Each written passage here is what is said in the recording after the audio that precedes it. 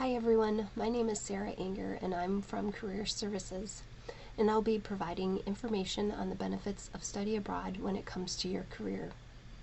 I will go through some things that will be beneficial career-wise for you before you start your program, and when you get back, we'll talk more about how to translate your experience onto your resume and how to talk about it in an interview.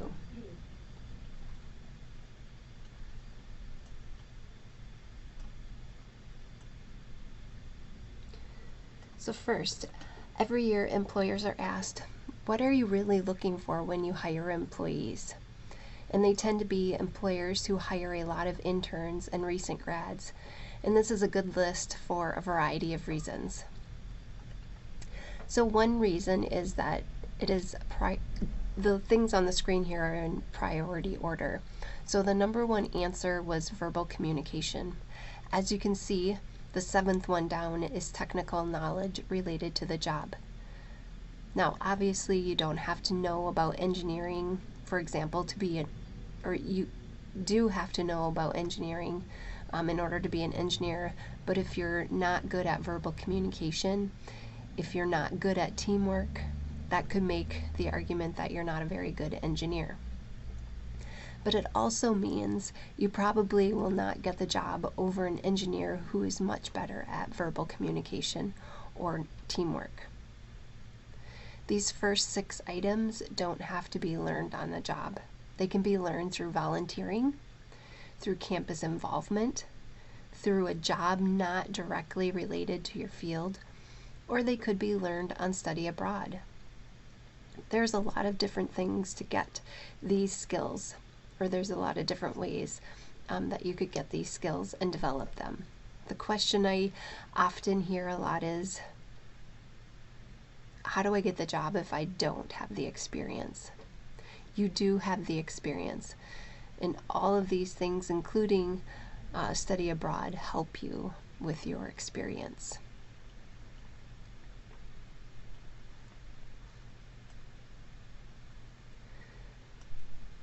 So looking at this slide, on the left side is a list of what students feel they will get out of study abroad. And then on the right side is still that list from before, what employers are looking for. The ones that are checked are explicitly word for word on the employer side. The ones that are starred are not as explicit word for word on that employer list, but you could argue the case for each one.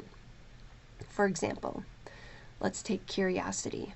You could argue that to problem solve, to plan and organize, to process information, to communicate with people, or to sell, you need to be curious. Those are the ones that I could argue are things our employers are looking for. The other ones aren't necessarily starred or checked, still build into all the other criterias. So if you're gaining a ton of soft skills through study abroad, that employer is truly looking for you and these skills listed here.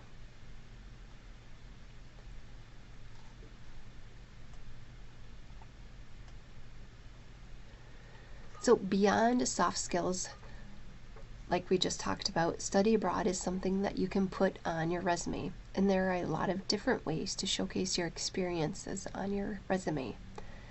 As each of your experiences will differ, you should schedule an appointment with Career Services or a career coach to go over how to write your experience on your resume when you return.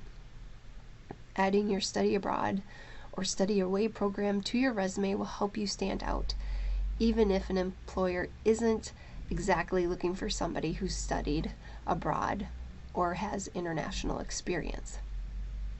When I'm meeting with a student or holding a mock interview with them, it is nice to have something that you can talk about that helps you stand out from other candidates and to be of more just to show your interest in other things beyond the job. Resumes can start to look alike, and study abroad will help you stand out. If you are looking to learn or improve a foreign language, obviously this is a huge benefit and an opportunity for you to be more employable internationally or in the US. If you plan to work internationally or with an international employer, having the experience is a huge benefit. There is some evidence that it does increase your base salary. So the average Stout grad makes $53,000 at graduation, and students who study abroad generally make an average of $7,000 more than those who did not study abroad. So that's a big deal.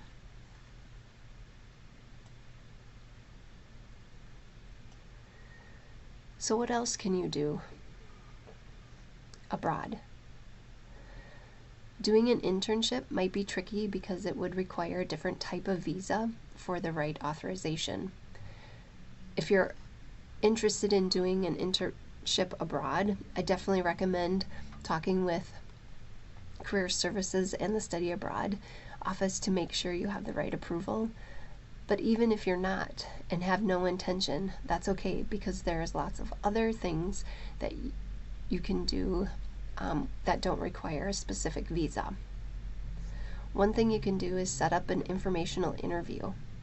While this is possible to do during a semester or academic year program, it may also be possible during a faculty-led program. It depends on the structure of the program and how much time you may have. An informational interview means sitting down with someone in your specific field and getting information about a field, a company, or a job from somebody else who can help you and create a contact within the field. They can help provide information about general knowledge or can help you in your career search down the road.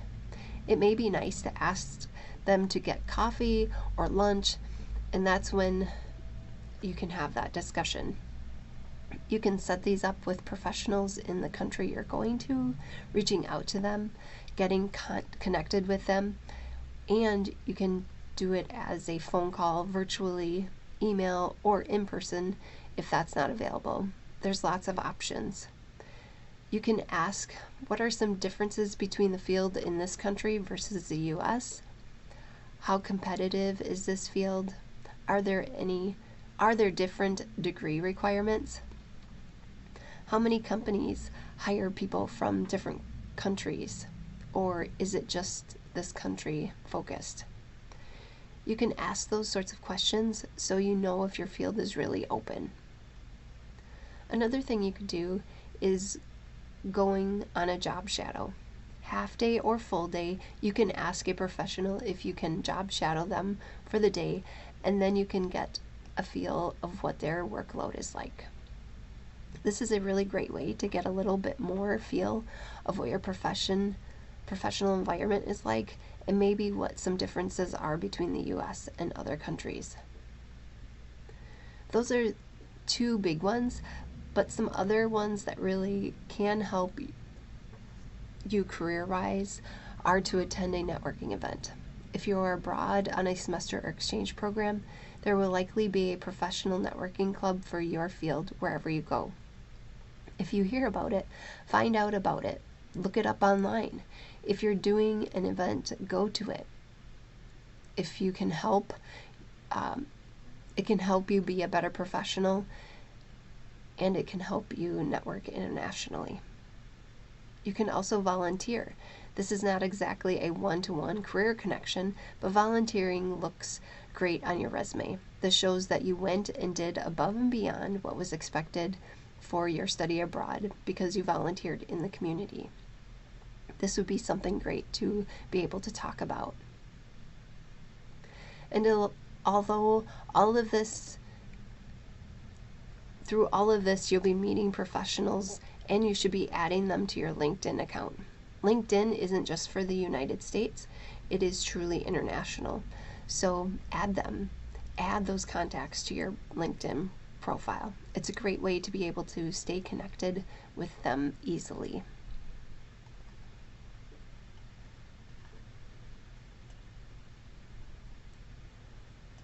So goal setting. It's helpful if you think of what you want to do career-wise and what you have time for in advance and set some goals, because study abroad will go very fast. Particularly if you are doing a faculty-led trip or short-term program. It's easy to push this optional stuff to the side, so before you go, make sure you set some goals. So we're going to talk about SMART goals. So what does SMART stand for? S stands for specific, M measurable, A achievable, R realistic, and T time. Time is probably your biggest constraining resource, because again, if you're doing a faculty-led one when it's only a couple of weeks long, you have some big constraints. If you're doing a semester or year-long exchange, you have a bit more freedom and time to work with, so time's is not your biggest constraint. For example, if I was doing a semester-long study abroad, I might do a half-day job shadow in a related field that I'm interested in. I'd like to do it with two different companies, so that's sort of the measurable part. Is it achievable? I think this is actually achievable. That means I have one job shadow every 1.5 months. That's not an insane pace. That gives me time to find them, set them up, and arrange them. The goal before the end of my study abroad would be the time constraint. If I had an exact date in mind, I would put that down before I fly out. You can make it simple and something simple would be like going to a networking event or holding an informational interview. You can tailor this to how much time you have. So again, making sure that you're setting some goals for yourself ahead of time, because time will get away from you. And lastly, think about what to pack professionally. I'm sure you've seen plenty of what to pack for study abroad. These are some things to think about throwing in there, and that will help you career-wise that often are not on those lists that you've seen. I like to bring a few thank you cards because I have them, and it's always nice to send a thank you email. But if you can have something handwritten, that leaves a nice impression. If you have room for a small souvenir from home, it's always nice to touch. If someone's given time for informational interviewing or job shadow, to give them something from your home country. Also bring 2 or 3 physical copies of your resume, and then also an updated digital copy. You never know when you'll need one, and it's nice to have if you have the opportunity to hand them out. You can always print more if you need more.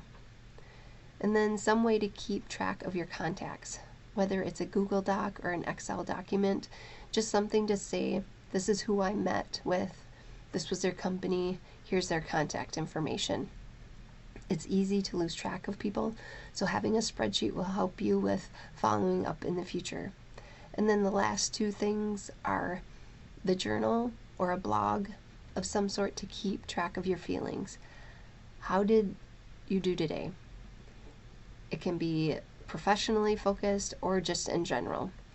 There's a lot that goes on when you're studying abroad that maybe you don't quite process until much later. But if you want to keep track of what's going on, I really recommend keeping a journal. Lastly, I would recommend bringing just one professional outfit. It doesn't need to take up a ton of space. If you are interested in an informational interview or one of your goals is to do a job shadow, you're going to want to have something professional to wear. So bring one outfit, then you will have what you should need. When you get back, we'll talk more about resumes and about interviewing and how you can really sell your experience. And so you can look forward to that. I want to thank you so much for joining me today, and have a great time studying abroad.